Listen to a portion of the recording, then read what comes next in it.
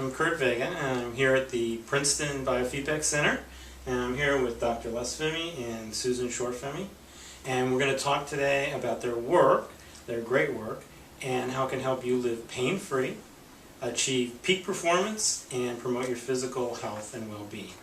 Welcome. Hi. Good to be here.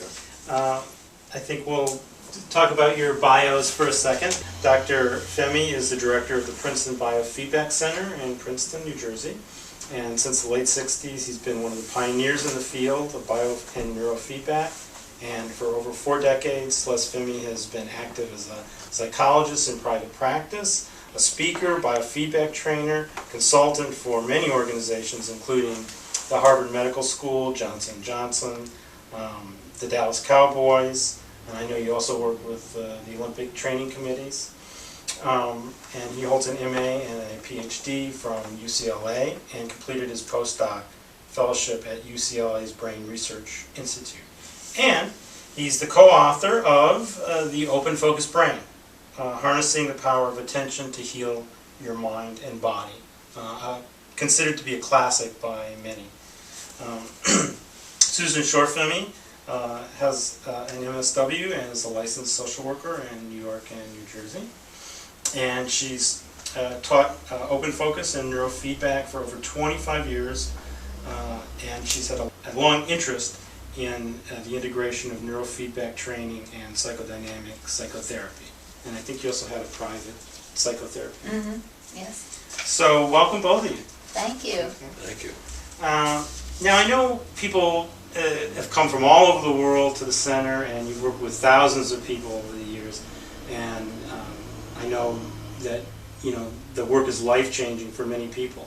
But as important as that work is, I think, to me, what's sort of the greatest contribution is open focus. Getting open focus technique out for the general public. So could you tell us what open focus is? Well, let me introduce an earlier event. I tried to train my own brainwaves into the alpha band and increase the amplitude of the brainwaves and the duration of brainwave activity. And I just had no luck at that at all. I just couldn't do it.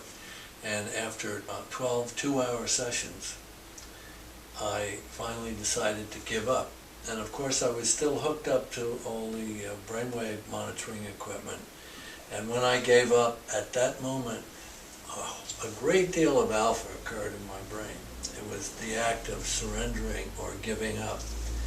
And it took me quite some time, some years actually, before I really understood what happened to me, what really changed. It turns out all my physical activity was more spontaneous. Tension in my body dissolved. Symptoms such as arthritic symptoms, which I had at the time, disappeared.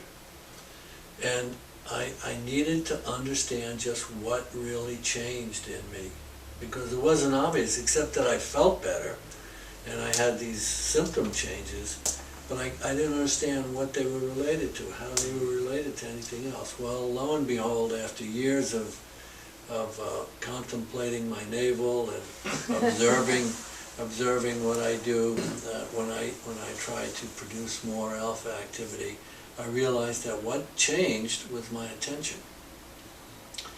Not what I was attending to, but how I was attending to whatever I was attending. Was I narrowing? Was I diffusing? Excuse me, sweetheart. Was I objectifying my experience, or was I immersed in my experience? So open focus is the understanding of how to deploy these 4 basic kinds of attention. And it represents a theory, if you want to call it a theory, or just a description of what is really possible for us. And it's a training regime. I say that there's a way of paying attention that I call open focus, where all 4 of these attentional styles are present simultaneously and equally.